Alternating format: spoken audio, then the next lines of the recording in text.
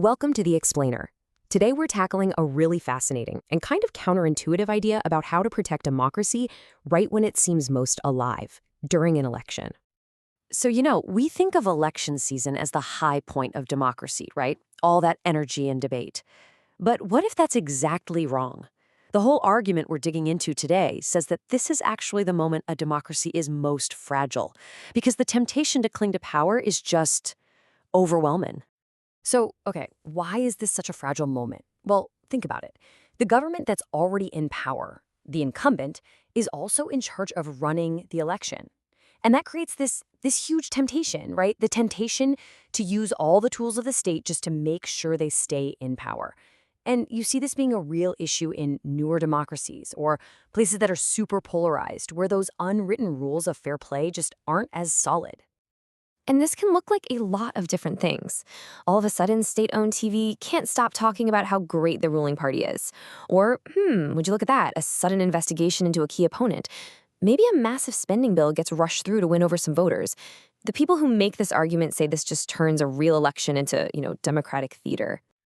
Yeah, it all really comes down to this simple idea. If the players are also the referees, is it really a fair game? I mean, of course not. So if that's the problem, what's the solution? How do you make sure everyone plays by the same rules? Well, this is where we get to the core idea, bringing in a neutral referee. The proposed solution is a special, temporary government whose only job is to oversee that election period. And the definition is pretty straightforward. It's temporary, it's neutral, and its only purpose is to make sure the election is fair. They're not there to make big, sweeping policy changes. They're just keeping the lights on, making sure the process works, and then they're gone. And this chart really lays it all out, doesn't it? An incumbent government is trying to win. That's its goal. A caretaker government is just trying to make sure the election is fair. That's it. It's a completely different mindset, a completely different set of incentives. And that's the whole ballgame right there. You're separating the power of the state from the process of choosing who gets to wield that power. The idea is that this is how you protect the vote itself from being manipulated.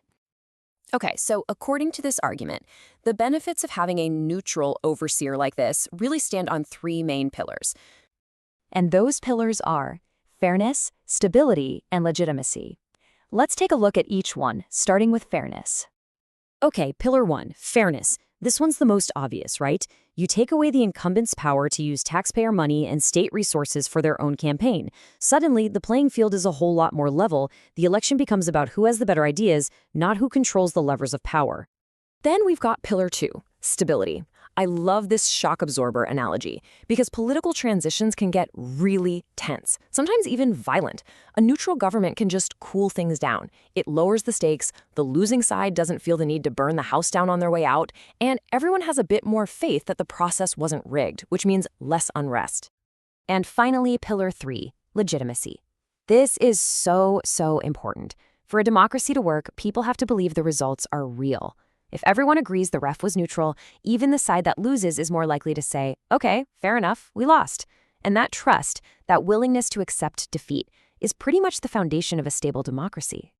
But, of course, it's not that simple. This is a pretty radical idea, and it has its critics. So let's get into the main objections and how the supporters of this idea push back.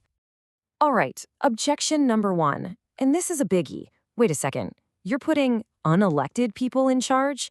Isn't that like the definition of undemocratic?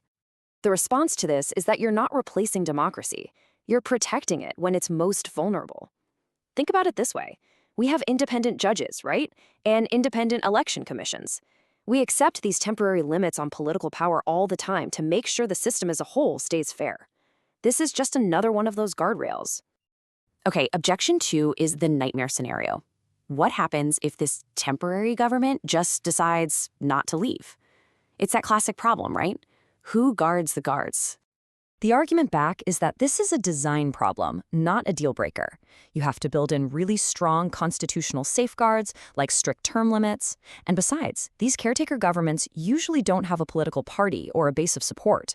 They just don't have the muscle to stage a power grab like an incumbent party would. And the third big objection. What if there's a huge crisis, a hurricane, a market crash, anything? Do you really want a caretaker government in charge with its hands tied, leaving the country totally rudderless?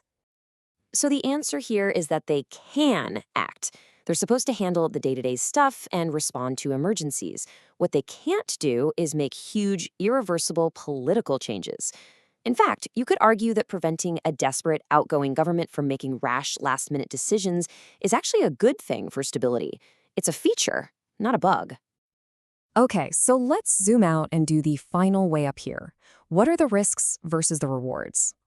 So when you look at the trade-off, the argument is pretty clear. On one side, yes, you have a temporary pause on normal politics. But on the other side, you get less corruption, less risk of violence, and way more public trust in the system. The argument is that the long-term health of the democracy is worth that short-term limitation. And really, that gets us to the core of the whole thing. A healthy democracy isn't just about exercising power. It's about protecting the transfer of power. That's the part that really matters. Which leaves us with this one final provocative question. It's a real brain twister to chew on, isn't it?